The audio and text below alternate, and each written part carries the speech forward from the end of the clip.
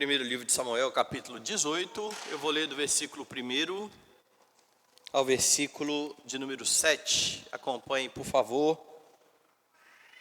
Sucedeu que, acabando Davi de falar com Saul, a alma de Jonatas se ligou com a de Davi, e Jonatas o amou como a sua própria alma. Saul naquele dia o tomou e não lhe permitiu que tornasse para a casa de seu pai. Jonatas e Davi fizeram aliança, porque Jonatas o amava como a sua própria alma.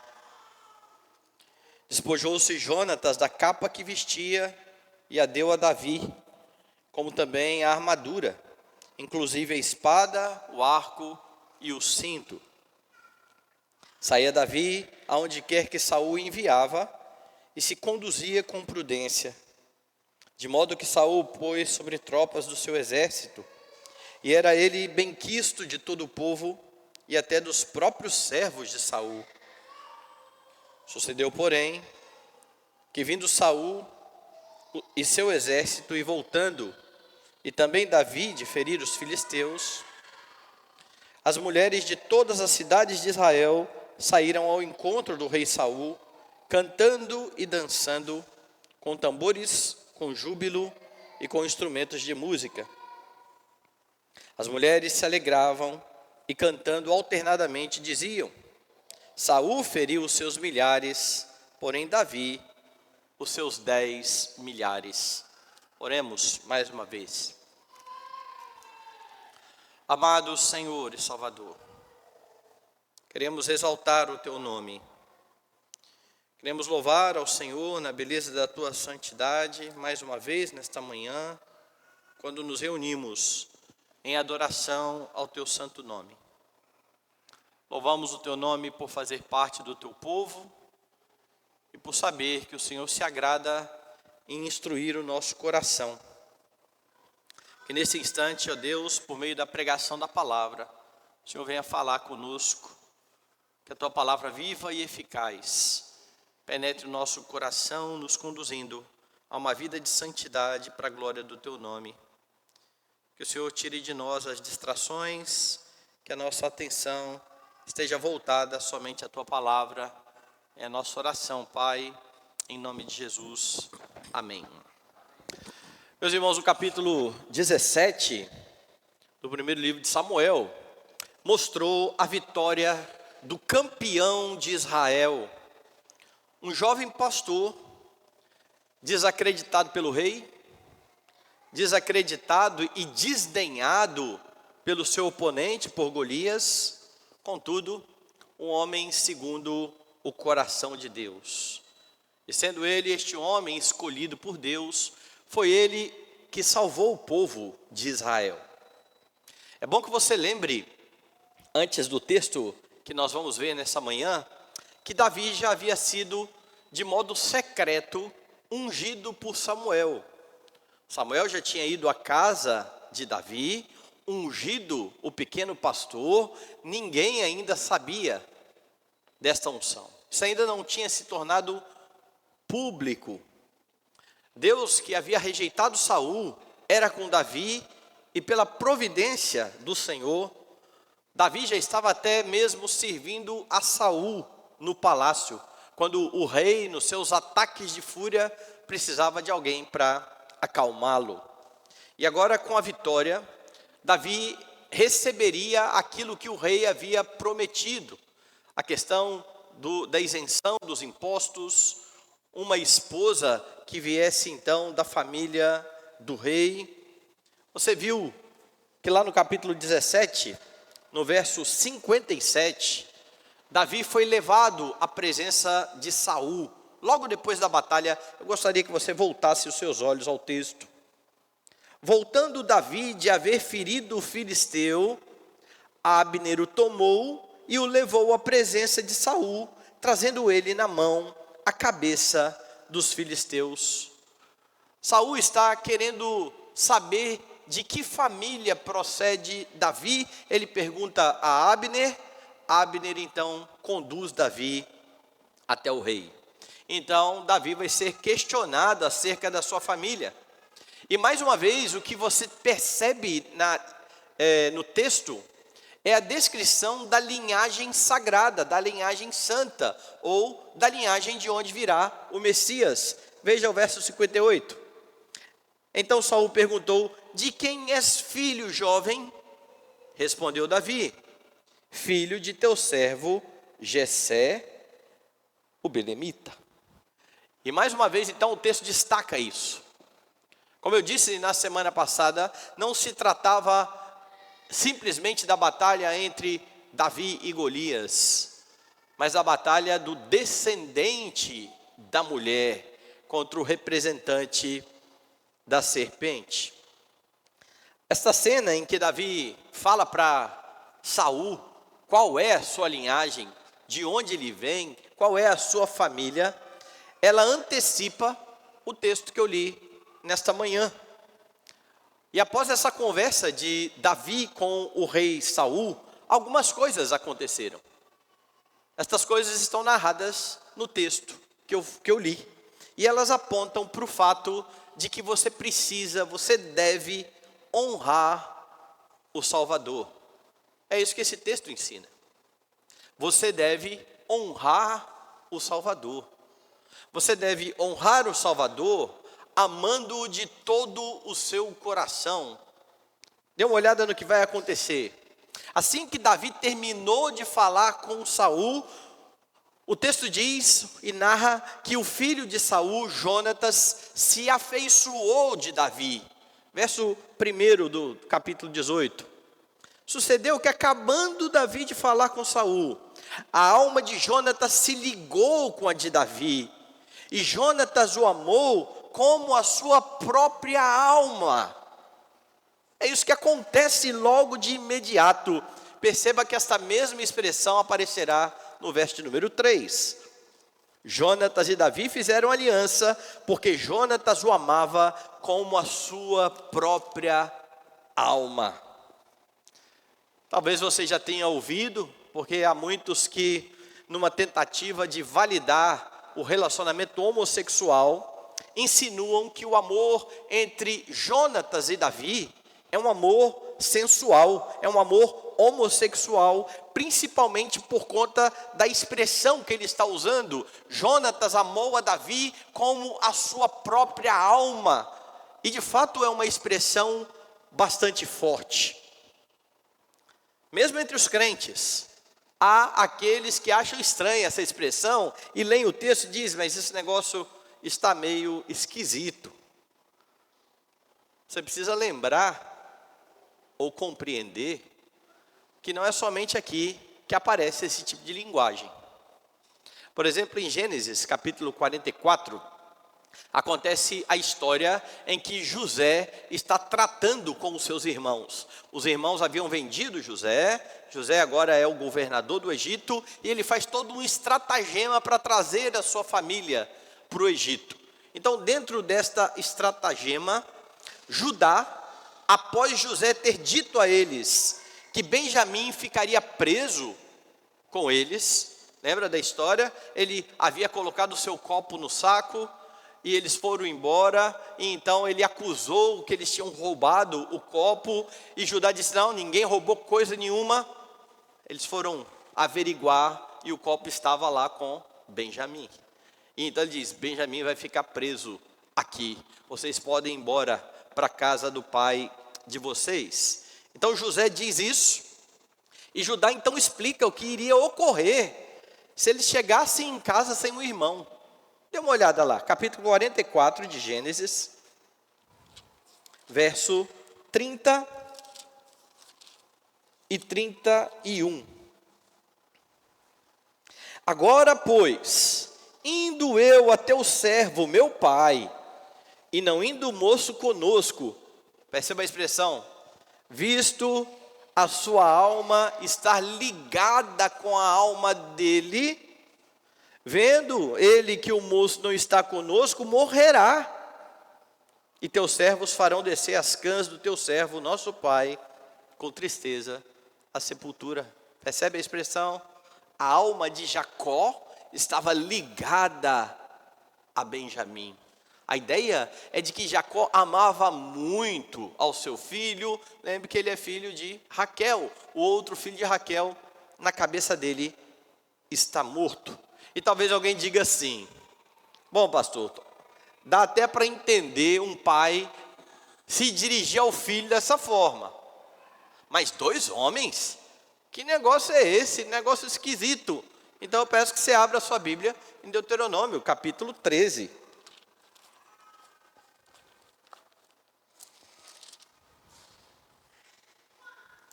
Dê uma olhada, porque aqui no contexto, Deus está advertindo o povo acerca de falsos profetas. Então, no verso de número 6, é dito assim: se teu irmão, filho da tua mãe, ou teu filho, ou tua filha, ou a mulher do teu amor, ou o teu amigo, que amas como a tua alma, te incitar em segredo, dizendo: vamos e sirvamos a outros deuses que não conheceste, nem tu, nem teus pais. Está falando, nem se for o seu amigo mais chegado, o amigo que a sua alma ama, você não vai seguir a outros deuses, nem se for o seu pai, nem se for ninguém que você ama. Portanto, meus irmãos, a linguagem não é estranha à cultura hebraica, talvez ela seja estranha à nossa cultura, mas nós não podemos ler o texto bíblico à luz daquilo que nós achamos.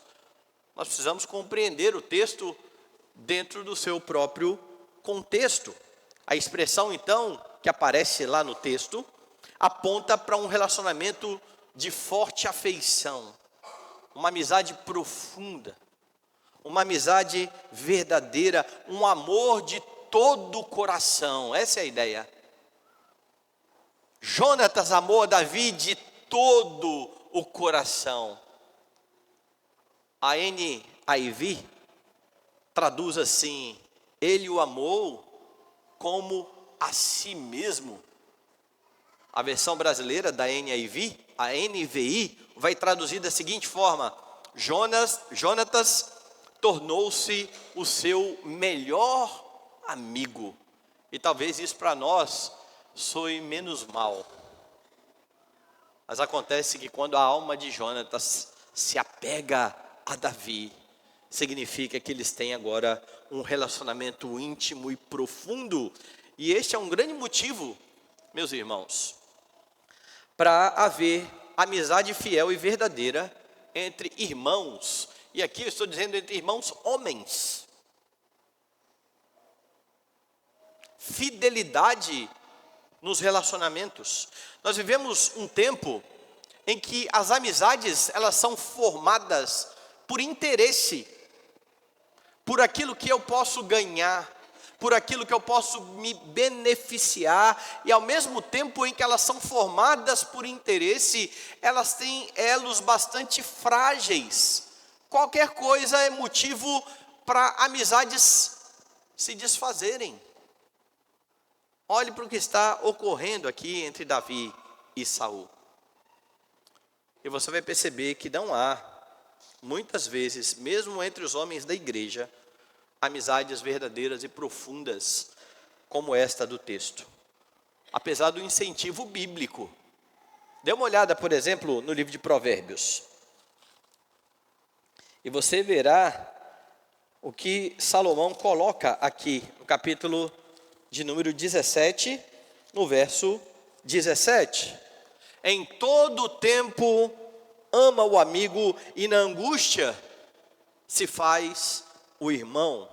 O capítulo seguinte, verso 18, capítulo 18, verso 24, diz assim: o homem que tem muitos amigos sai perdendo, mas há amigo mais chegado que irmão. E é isso que você vê entre Davi e Jonatas. Você consegue, por exemplo, se alegrar com o sucesso do seu amigo, ou quando o seu amigo começa a se destacar mais do que você? E por que estou fazendo essa pergunta? Porque se você olhar para o texto, o que está em jogo é o trono de Jonatas. É ele o sucessor de Saul.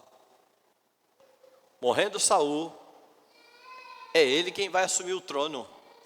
Mas agora aparece um salvador para Israel. Agora aparece um grande guerreiro. Alguém que no lugar do rei, fazendo aquilo que o rei deveria ter feito, foi à frente do exército de Israel. E Saul não está aqui enciumado. Saul ama este homem que salvou a Israel.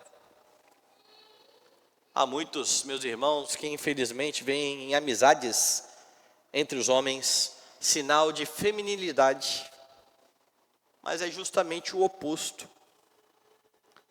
Não precisaria, mas é bom eu reafirmar, não há a mínima chance para que esse texto seja usado para a defesa da homossexualidade. Essa é uma forçação de barra que não tem o menor cabimento, como eu já demonstrei aqui. A linguagem é a mesma de um pai para com o filho e de outros amigos. Você precisa amar o Salvador de todo o seu coração. Ao que tudo indica, Jonatas admirou Davi por ter com ele algumas coisas aqui em comum, principalmente a mesma convicção sobre o pacto e sobre o caráter do Deus do pacto, a soberania do Deus do pacto. Você quer ver? Compare alguns textos. Vá lá no capítulo 14, e só para você lembrar, no capítulo 14, quem toma a frente no lugar de Saul é o próprio Jonatas. Saul está amedrontado. Eles estão cercados e de repente Jonatas, que tem fé no Senhor, vai à frente, toma a frente da batalha e é ele que leva Israel à vitória. E eu quero que você repare algumas coisas. Capítulo 14, veja o verso 6. Diz assim: disse, pois, Jonatas ao seu escudeiro: vem, passemos a guarnição destes incircuncisos. O que Jonatas está falando em outras palavras? Nós somos o povo do pacto, eles não. Eles são incircuncisos. Vá lá no capítulo 17, que é a batalha de Davi com Golias. Quando Davi chegou e Golias mais uma vez afrontava o exército de Israel, no verso 26, na parte final ele diz assim: quem é, pois, este incircunciso filisteu? E é a mesma coisa, nós somos o povo do pacto. Golias é um ímpio, Golias é um incircunciso. Volte lá no capítulo 14, dê uma olhada no versículo 10. Agora Jonatas está conversando com o seu escudeiro, mostrando a sua confiança na providência do Deus que é soberano. E ele então diz ao seu escudeiro assim: porém se os filisteus disserem, subi a nós, então subiremos, pois o Senhor nos entregou. A confiança de Jonatas não estava nele e em seu escudeiro, afinal de contas, eram dois homens contra um exército inteiro. Vá lá no capítulo 17, novamente, e você perceberá que no verso de número 46, Davi afirma: hoje mesmo o Senhor te entregará nas minhas mãos. Dois homens que fazem exatamente a mesma coisa. O rei está amedrontado, eles tomam a frente da guerra. Dois homens com a mesma convicção. Nós somos o povo do Senhor. Nós somos o povo do pacto. Deus vai nos entregar a batalha. Deus vai lutar a nossa guerra. O que há em comum entre Jonatas e Davi, que os faz então estar tão próximos e tão íntimos e tão amigos, é o seu amor por Deus. E é isso que une amizades verdadeiras. Você não tem amizade verdadeira como essa, com pessoas que não temem a Deus. A Bíblia diz que não é possível haver julgo desigual, nem mesmo nas amizades.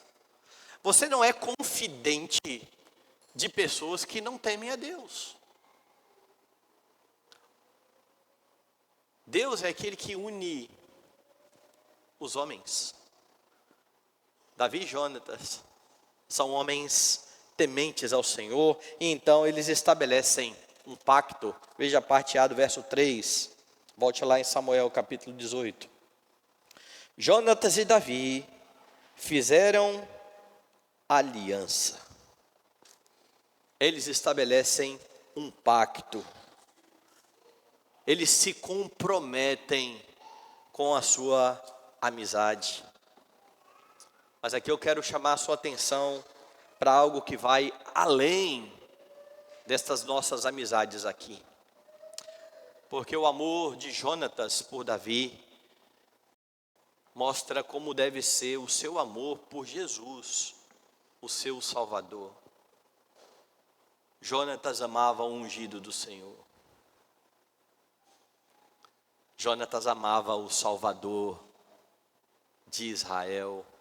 Você precisa amar Jesus, o seu Salvador, com o amor de todo o coração.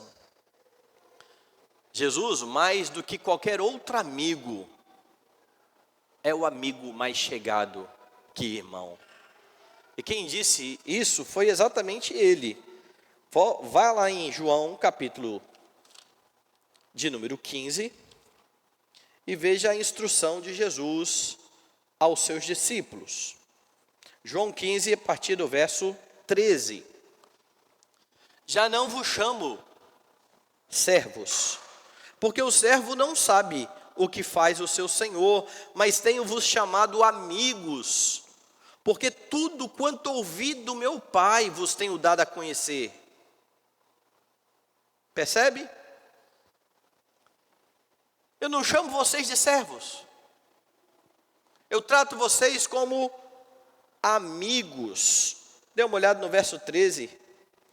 Ninguém tem maior amor do que este, de dar a alguém a própria vida em favor dos seus amigos. O seu Salvador, o seu amigo, mais chegado que irmão, é aquele que deu a vida por você. E é por isso que você precisa honrá-lo, amando-o de todo o coração.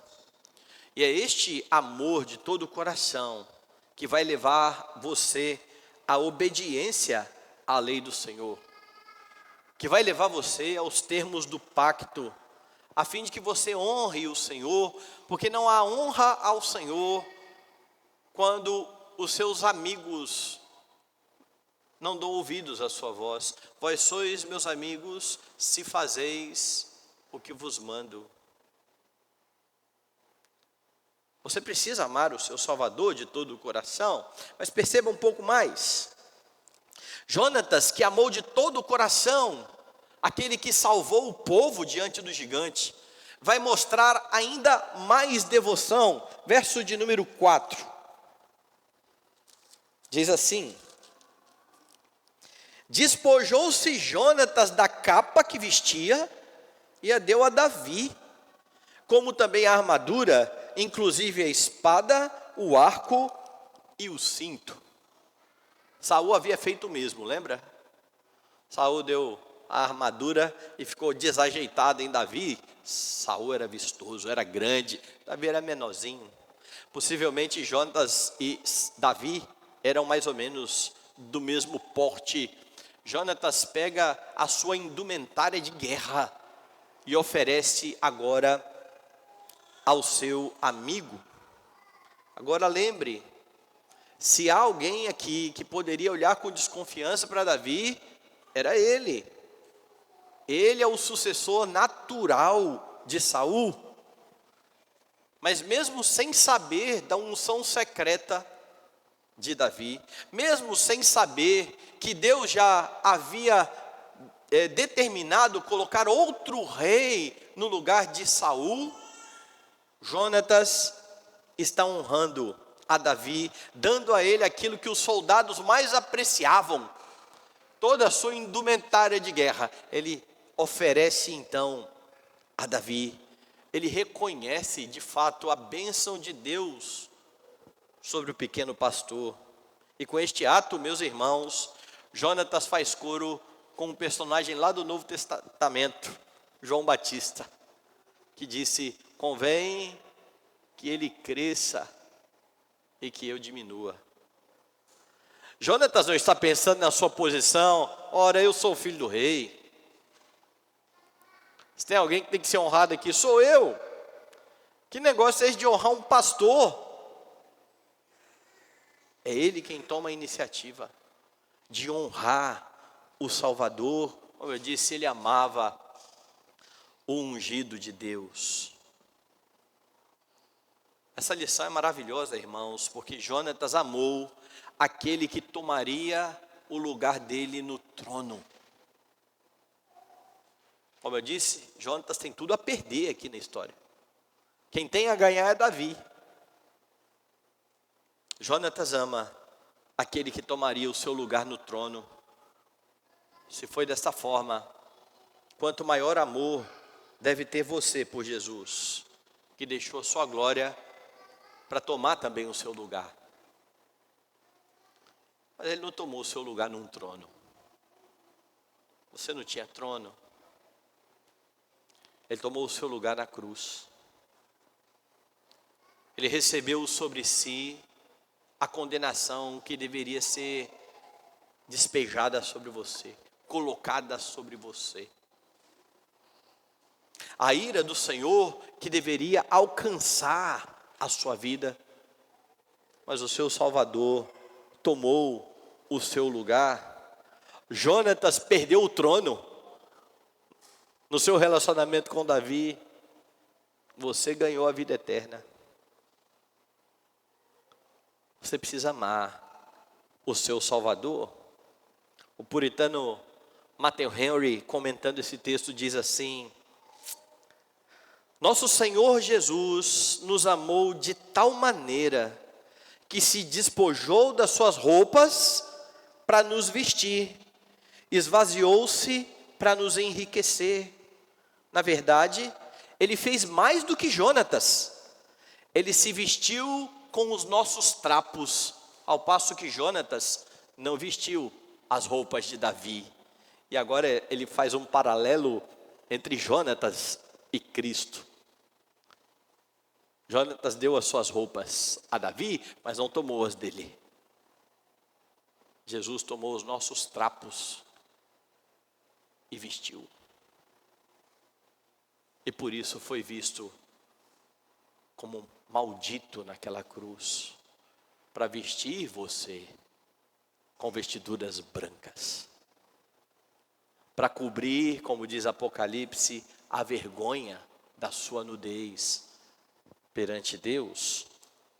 É por isso que você precisa viver para a glória do seu Salvador, que fez de você um participante do pacto da graça. Pacto esse realizado entre o Pai e o Filho para a redenção de pecadores. Agora você está junto. Você faz um pacto com Cristo, ou você está dentro deste pacto que Cristo fez com o seu Pai. Você precisa honrar o seu Salvador, amando de todo o coração, e isso não pode ser mera declaração. Aquele que tem os meus mandamentos e os guarda, este é o que me ama. Mas o texto mostra também que você deve honrar o Salvador, exaltando por sua vitória. Se você olhar para o texto, você vai perceber que o amor de Jonatas ele contrasta um bocado com o relacionamento utilitarista que Saul tinha com Davi. Por que eu estou falando de um relacionamento utilitarista? Porque Saul se servia de Davi. Ele olhava para aquilo que ele poderia receber de Davi. Lembra aí que ele se agradou de Davi quando Davi o acalmou com a harpa. Volte aí no capítulo 16 e veja a expressão que aparece lá. Capítulo 16, veja o verso 22. Saul mandou dizer a Jessé: deixa estar Davi perante mim, pois me caiu em graça. Mas isso não foi à toa. Davi tocou a sua harpa. Saul, que está virado, se acalmou. Ele falou: eu quero esse moço aqui comigo. Ele é útil para mim. Mas não só isso. Após a vitória de Davi sobre o gigante, Saul coloca Davi para comandar suas tropas. Vai lá no capítulo 18, verso 5.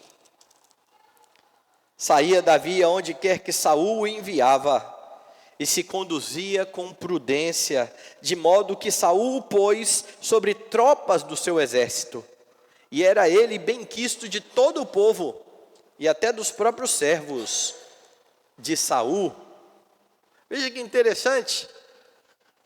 Davi está à frente da batalha. Foi isso que Saul fez dos exércitos. Foi isso que Saul fez. É o mesmo Saul que quando Davi se apresentou e falou: vou matar esse gigante, ele olhou e falou assim: não dá, menino. Esse gigante, ele luta desde a mocidade dele. Você é um pastorzinho. Você não dá conta. Incrédulo, mesmo diante da fé declarada por Davi. Agora que ele viu que Davi matou o gigante, falou: aqui, fica na frente do meu exército também. E por que eu estou afirmando que este relacionamento é de fato um relacionamento utilitarista? Porque já Saul vai ficar bravo com Davi e vai querer matar Davi. Enquanto Davi está fazendo e servindo da forma como ele quer, e isso beneficia ele, está tudo bem. Agora, daqui a pouco, quando as mulheres começarem a cantar e louvar a Davi, ele vai ficar enciumado. E por conta disso ele vai perseguir a Davi. O sucesso de Davi à frente das tropas, como você viu no verso 5, era reconhecido pelo povo. De novo, o texto diz assim: era ele benquisto de todo o povo e até dos próprios servos de Saul. Mas não somente isso, suas vitórias foram cantadas pelas mulheres da cidade, que o exaltavam por suas conquistas. Dê uma olhada nos versos 6 e 7. Sucedeu, porém, que vindo Saul e seu exército, e voltando também Davi de ferir os filisteus, as mulheres de todas as cidades de Israel saíram ao encontro do rei Saul, cantando e dançando com tambores, com júbilo e com instrumentos de música. As mulheres se alegravam e cantando alternadamente diziam: Saul feriu os seus milhares, porém Davi os seus 10 milhares. Agora perceba algo interessante. Não parece ser intenção das mulheres afrontar Saul. Se a intenção fosse só afrontar, elas não cantariam as vitórias do rei. O rei foi vitorioso.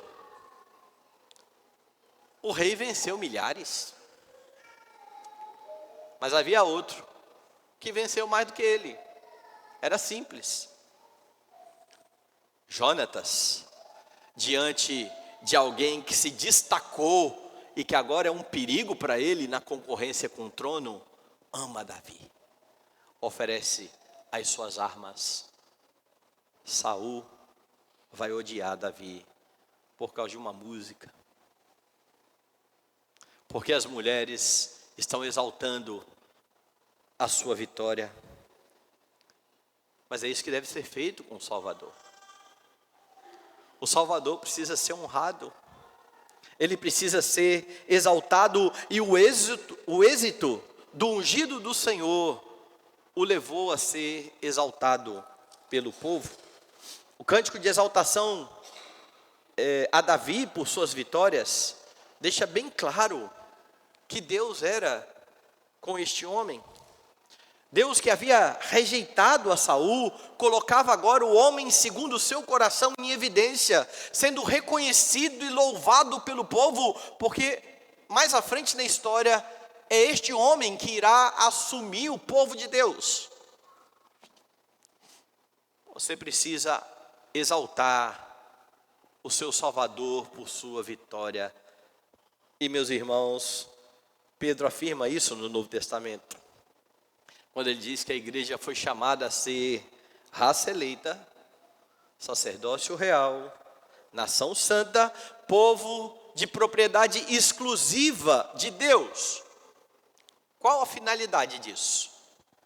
A fim de proclamardes as virtudes daquele que vos chamou das trevas para a sua maravilhosa luz. É essa a razão do chamado da igreja. Exaltar aquele que chamou você das trevas para a luz, exaltar a vitória de Cristo. Quando nós partimos o pão, quando nós bebemos do cálice, nós anunciamos a morte do Senhor até que Ele venha. Ou seja, Ele morreu, mas Ele está vivo, Ele virá novamente. Ele venceu a morte. É essa a finalidade de nos reunirmos todos os domingos. Proclamar e exaltar Cristo, o campeão do povo de Deus. Porque Ele venceu na cruz. Porque lá Ele despojou os inimigos. Porque lá Ele garantiu vida eterna para o seu povo. Não nos reunimos com outra finalidade.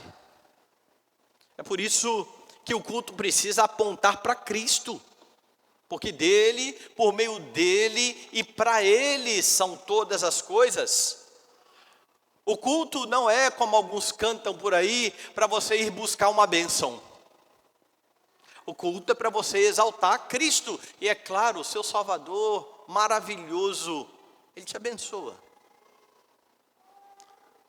Mas o culto tem por finalidade honrar os feitos do seu Salvador. É por isso que é errado aquilo que as pessoas fazem. Culto do bebê, culto do amigo, culto disso, culto daquilo. Esqueça. Se depois de culto você colocou do alguma coisa, Cristo já não está mais no centro. O culto é a Deus por meio de Cristo. Não se exaltam pessoas. Não é para que pessoas fiquem em evidência. É para que Cristo seja exaltado. O culto é a Deus por meio de Cristo, com auxílio do Espírito Santo. Infelizmente, não são poucos os que têm feito da fé algo centrado no homem. E você pode perceber que isso ocorre de várias maneiras. Por exemplo, quando se enfatiza mais a mudança das pessoas do que aquele que é responsável pela mudança das pessoas. Fulano de tal era um terrível e agora ele é um bom homem, e exalta-se esse novo homem. E quem foi que transformou esse homem? E quem foi que promoveu tamanha maravilha nessa pessoa? Por vezes, coloca-se as pessoas em evidência, enfatiza-se as mudanças pelas quais passou a pessoa, mas não se fala daquele que foi o responsável por santificar essas pessoas. E sempre que eu falo disso, eu lembro dos cultos que eu participei quando eu converti, e era a época onde as pessoas convertiam e eram logo colocados para dar testemunho na igreja, principalmente se fosse alguém famoso. Aí que tinha que colocar mesmo na frente da igreja pessoas que não sabiam o beabá da fé e falavam besteira toda a vida, mas elas iam à frente da igreja e falavam então quão terríveis elas eram e de como agora elas eram uma pessoa melhor. Pouca menção a Cristo, a obra de Cristo, a vitória de Cristo sobre o pecado, a derrota de Satanás na cruz. Não, eu era terrível e agora eu sou um homem melhor. Onde está a glória daquele que transforma as pessoas pelo Evangelho? Mas isso pode ocorrer também quando os pregadores, em vez de se ocupar em exaltar Cristo, eles se preocupam com as frases de efeito, com as ilustrações que vão arrancar riso dos ouvintes, com os likes que eles irão ganhar quando eles postarem nas redes sociais. E não me entenda mal, não é um problema por si só colocar sermões nas redes sociais. Eu acho que tem que ser colocado mesmo, nossa igreja mesmo coloca. O evangelho precisa ser divulgado. O problema é quando o sermão é pensado, já pensando naquilo que vai acontecer lá na rede social, na repercussão que isso vai causar lá na rede social, em vez de pensar na glória de Deus, na edificação da igreja que está ouvindo o sermão. E é tentador fazer isso e pensar dessa forma. Agora não é só com os pregadores, porque cada crente é chamado a ser uma testemunha de Cristo.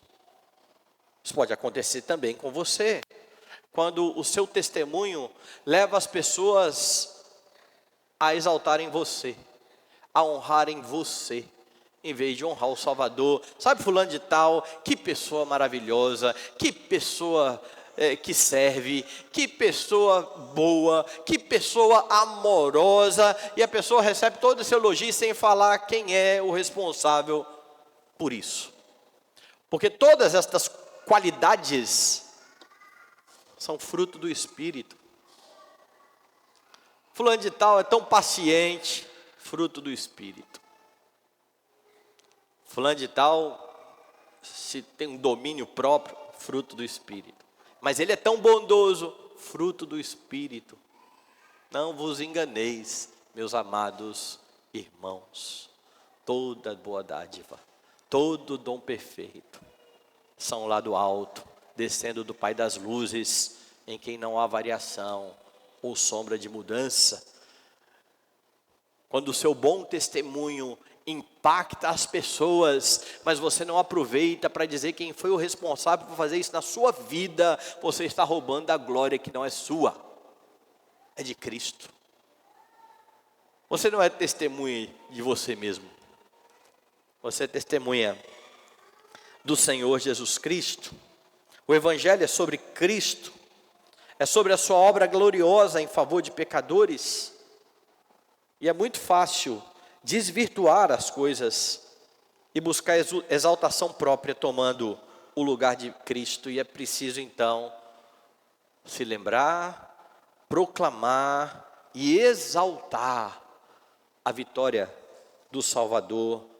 Para isso você precisa manter um coração humilde e agradecido, exaltando a Cristo por sua vitória na cruz, que tem repercussões na sua vida. No sentido de que você ia para o inferno e agora você tem vida eterna. Mas no sentido também de que esta vida eterna não é só futura, ela começou agora. Cristo está te santificando. Ele está fazendo de você alguém cada dia mais parecido com Cristo. E essa glória é dele, não é sua. Não é do seu desempenho. Exalte a Cristo por sua vitória, que proporcionou perdão, redenção e nova vida. Jonatas, meus irmãos, foi fiel a Davi, um pecador. Davi era um homem segundo o coração de Deus. Mas lembre da vida de Davi. Pecados terríveis. arrependimento. Mas ele era falho. Ainda assim, Jonatas o amou como a sua própria alma e foi fiel, sendo a fidelidade recíproca. Davi abençoou a família de Jonatas. Se é assim com dois pecadores, quanto mais lealdade você deve a Cristo. Aquele que não conheceu o pecado, mas que foi feito pecado por nós, para que nele fôssemos feitos justiça de Deus, como diz Paulo aos Coríntios, na sua segunda carta. Então, como você aprendeu nesta manhã, você deve honrar o Salvador. Você deve honrar o Salvador amando-o de todo o seu coração. Você deve diariamente lutar contra o pecado que tenazmente te assedia. Você deve lutar contra o desejo de fazer o tempo todo a sua própria vontade, abrir mão da sua vida, a fim de viver a vida abundante que Ele deu a você. Convém que você diminua, que Ele cresça, e que isso seja visto na sua vida, no seu testemunho. Você deve honrar o Salvador exaltando por sua vitória. Você faz isso corporativamente, sempre que se apresenta com a igreja para a adoração do dia do Senhor. Quando Deus convoca o seu povo para exaltar a sua majestade, você não pode alegar que há outra coisa mais importante para fazer. Ah, mas eu tenho um aniversário nesse horário. Você acha que parabenizar alguém por mais um ano de vida é mais importante que exaltar o Deus que salvou a sua vida? Ah, mas é o dia do meu esporte preferido, aquele atleta que eu estou acompanhando, do tênis, da Fórmula 1, do futebol, vai jogar a final e será celebrado se ele ganhar. O que você está fazendo lá que você não está aqui celebrando o seu Senhor e Salvador que venceu por você? O que pode ser mais importante do que exaltar a vitória de Cristo? Quando o Senhor convoca o seu povo tem que ter consciência plena de que não há nada mais importante do que exaltar a vitória de Cristo. E nós fazemos isso corporativamente, você faz isso também individualmente, vivendo uma vida que glorifica o seu Senhor e dando a Ele glória e louvor. Meus irmãos, Jesus é o grande amigo que você deve amar mais do que você ama a sua própria alma. É dele que você se afeiçoa. Ele o salva para que você faça parte de um povo santo, que é chamado para amar a Deus e amar o próximo.